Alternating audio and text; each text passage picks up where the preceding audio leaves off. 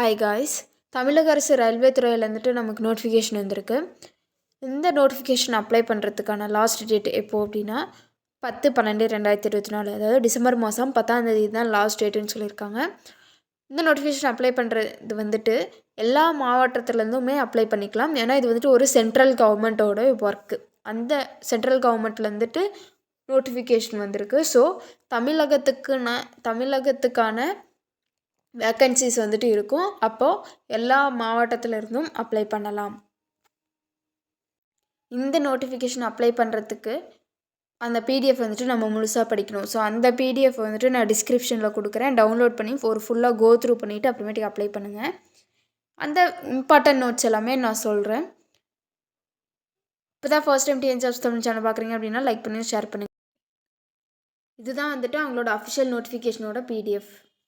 இதில் பார்த்தோம் அப்படின்னா ஸ்போர்ட்ஸுக்கு வந்துட்டு இவங்க ரெக்ரூட்மெண்ட் எடுக்கிறாங்க. அந்த டிபார்ட்மெண்ட்லேருந்து ஸ்போர்ட்ஸுக்கு இந்த நோட்டிஃபிகேஷன் என்னைக்கு வந்திருக்கு அப்படின்னா 11/11 ஓகேங்களா, அப்போ தான் வந்திருக்கு. எப்போ வந்துட்டு ஓப்பன் ஆகுது அப்படின்னா 11/11 தான் வந்துட்டு ஓப்பன் ஆகுது. க்ளோசிங் டேட் எப்போ அப்படின்னா 10/12 ஓகேங்களா, அடுத்த மாதம் 10ஆம் தேதி வந்துட்டு இந்த க்ளோசிங் டேட், இந்த ஆன்லைன் அப்ளிகேஷனுடைய க்ளோசிங் டேட்.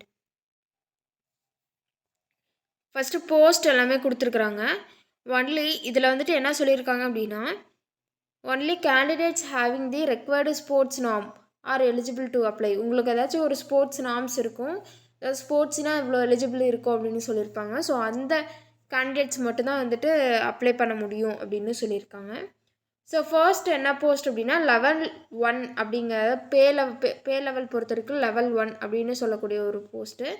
அதில் வந்துட்டு மென்னாக இருக்கலாம், உமனாக இருக்கலாம். மென்னாக இருந்தீங்க அப்படின்னா ஃபுட்பாலுக்கு எடுத்துக்கிறாங்க, உமனாக இருந்தீங்க அப்படின்னா கபடி டீமுக்கு எடுத்துக்கிறாங்க. பொசிஷன்ஸ் எல்லாமே இங்கே கொடுத்துருக்காங்க. Goalkeeper, defender, forwarder, midfielder. அப்புறம் கபடியில் பார்த்தோம் அப்படின்னா left cover, right cover, left corner, right corner, raider, all rounder. ஓகேங்களா. ஸோ டோட்டலாக பார்த்தோம் அப்படின்னா 15 போஸ்ட் வந்துட்டு இதுக்கு மட்டும் கொடுக்குறாங்க.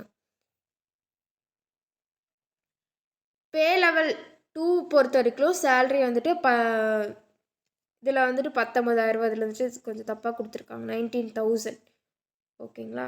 ஸோ அதில் வந்துட்டு என்னென்ன கேம்னா பேஸ்கெட் பால், அதுக்கு வந்துட்டு உமனை தான் ப்ரிஃபர் பண்ணுறாங்க. கபடிக்கு மென்னு, வாலிபாலுக்கு மென்னு, வாலிபாலுக்கு உமன்.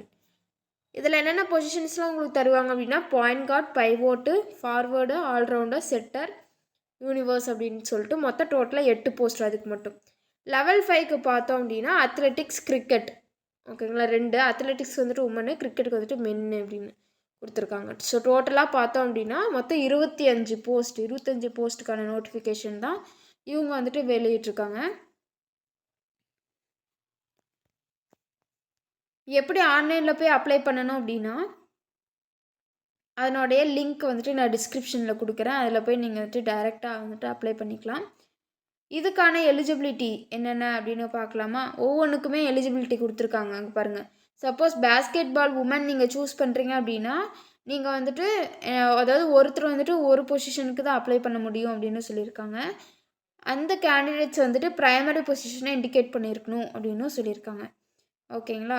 ஸோ அதாவது ஒவ்வொரு பொசிஷனுக்கும் எலிஜிபிலிட்டி சொல்லியிருக்காங்க. ஸோ செக் பண்ணிவிட்டு பார்த்துக்கோங்க. இதில் பார்த்தோம் அப்படின்னா வேறு என்னென்ன போஸ்ட் இருக்குது அப்படின்னா சீனியர் கிளர்க் ஓகேங்களா. இந்த சீனியர் கிளர்க்குக்கு பார்த்தோம் அப்படின்னா டிகிரி, ஏதாச்சும் ஒரு டிகிரி முடிச்சிருந்தா போதும் அப்படின்னு சொல்லியிருக்காங்க. நெக்ஸ்ட்டு ஜூனியர் கிளர்க்குக்கு பார்த்தோம் அப்படின்னா 12th முடிச்சிருந்தா போதும். டெக்னீஷியனுக்கு பார்த்தோம் அப்படின்னா ஒன்று 10th பாஸ் பண்ணியிருக்கலாம், இல்லை 10th நீங்கள் வந்துட்டு வேறு ஏதாச்சும் கோர்ஸும் கூட படிச்சிருக்கலாம் அப்படின்னு சொல்லியிருக்காங்க. ஓகேங்களா. ஸோ இதெல்லாமே வந்துட்டு எஜுகேஷனல் குவாலிஃபிகேஷன்.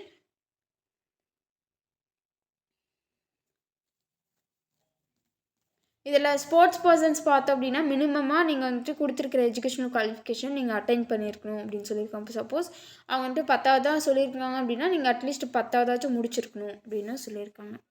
வேறு என்ன எலிஜிபிலிட்டி சொல்லியிருக்காங்க அப்படின்னா 30 words per minute இங்கிலீஷ்லேட்டும் இல்லைனா 30 words per minute ஹிந்திலையும் நீங்கள் வந்துட்டு டைப் பண்ணுற மாதிரி இருக்கும் அப்படின்னும் சொல்லியிருக்காங்க. ஓகேங்களா. ஏஜ் பார்த்தோம் அப்படின்னா 18லேருந்து 25 வயசுக்குள்ளே இருக்கலாம்.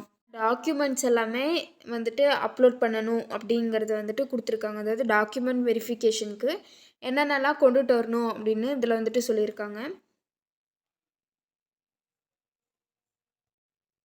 இந்த வேலைக்கான சம்பளம் வந்துட்டு எப்படி இருக்கும் அப்படின்னா பிரித்து கொடுத்துருக்காங்க. அதாவது லெவல் 5, லெவல் 2, லெவல் 1. லெவல் 5க்கு பார்த்தோம் அப்படின்னா 28,000லேருந்து கொடுத்துருக்காங்க. லெவல் 2 வந்து 19,000, லெவல் 1 வந்துட்டு 18,000 இந்த மாதிரி ரேஞ்சில் வந்துட்டு கொடுத்துருக்காங்க.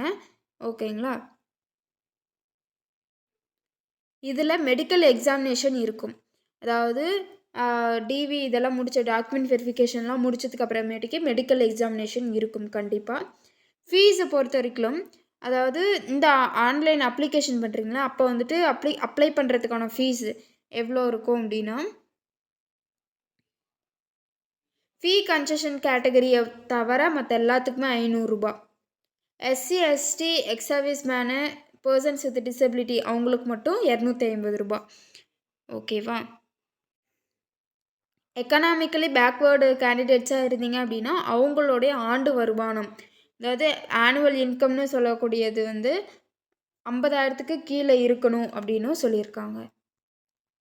இந்த அப்ளிகேஷன் எப்படி அப்ளை பண்ணணும் அப்படின்னா ஆல்ரெடி நான் சொல்லிட்டேன் லாஸ்ட் டேட் வந்துட்டு 10/12 தான் லாஸ்ட் டேட்டு. எந்த வெப்சைட்டில் போய் அப்ளை பண்ணணும் அப்படின்னா இங்கே கொடுத்துருக்குற வெப்சைட்லேருந்து அப்ளை பண்ணுற மாதிரி இருக்கும். அப்ளிகேஷன் வந்துட்டு எப்போவுமே ஆன்லைன் மோடில் தான் வந்துட்டு அக்செப்ட் பண்ணுவோம் அப்படின்னு சொல்லியிருக்காங்க. யாரெல்லாமே அப்ளை பண்ணணுமோ அதை வந்துட்டு ஃபஸ்ட்டு இந்த வெப்சைட்டில் போய் லாகின் பண்ணணும். லாகின் பண்ணதுக்கு அப்புறமேட்டுக்கு தான் அப்ளை பண்ண முடியும் அப்படின்னு சொல்லியிருக்காங்க. முழுசாக அந்த நோட்டிஃபிகேஷன் பிடிஎஃப் வந்துட்டு படிக்கணும் அப்படின்னு சொல்லியிருக்காங்க. நான் லிங்க் வந்துட்டு டிஸ்கிரிப்ஷனில் கொடுத்துருக்கேன். ஸோ முழுசாக ஒரு கோ த்ரூ பண்ணிவிட்டு கண்டிப்பாக அப்ளை பண்ணுங்கள் எலிஜிபிளாக இருந்தீங்க அப்படின்னா.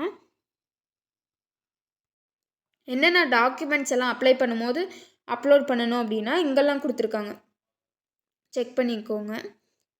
ஸோ இதில் பார்த்தோம் அப்படின்னா என்னென்ன டாக்குமெண்ட்ஸ் எல்லாமே அப்லோட் பண்ணணும் அப்படின்னு சொல்லியிருக்காங்க.